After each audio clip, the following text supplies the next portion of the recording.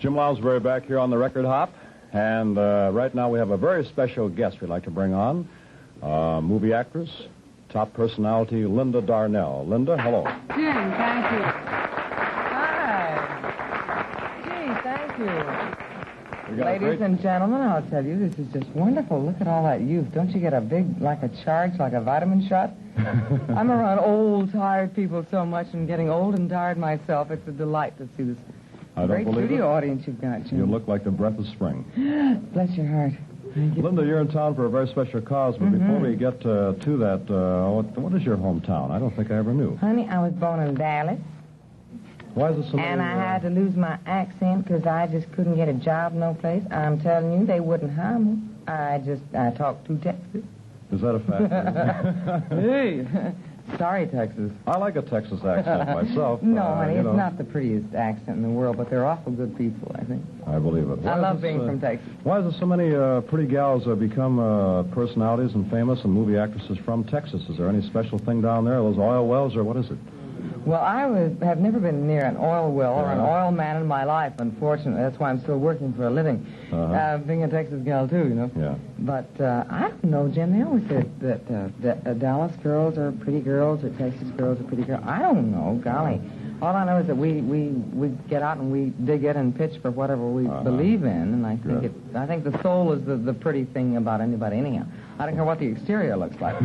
Well, you believe in something right now. You're in Chicago for...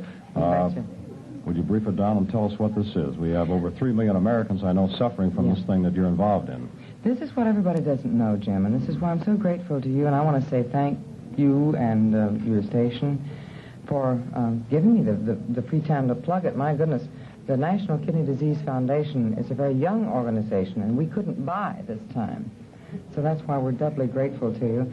And especially, I want to say thank you to our volunteer marchers. We have over 22,000 women and men and teenagers like your group here and some younger, some older, who are going on our door-to-door campaign. Right here in the Chicago area. Yeah, because we're not supported by Community Chest or any of the United Fund-raising campaigns. Well, that started last night, didn't it, Linda? It started Friday. Oh, my goodness. Is today already Saturday?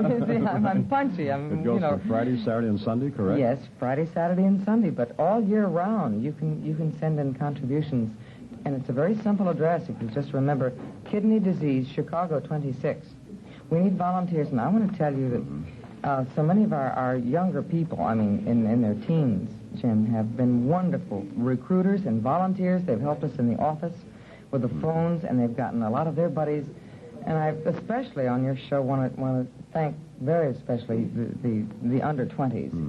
Well, I was still working on the cause, prevention, and cure of kidney disease, and... it's going to take us a long time unless people start giving us more funds for research, because kidney disease is the 4th-ranking fatal killer of all the diseases in the United States. And the reason that I'm making such a noise about it is because I didn't know anything about it, like hardly anybody else does either, until I lost somebody who was terribly, terribly dear to me. And then Ricky Fishburne. Right here in Chicago. A little Chicago boy. And I tell you, this kid had more courage and heart.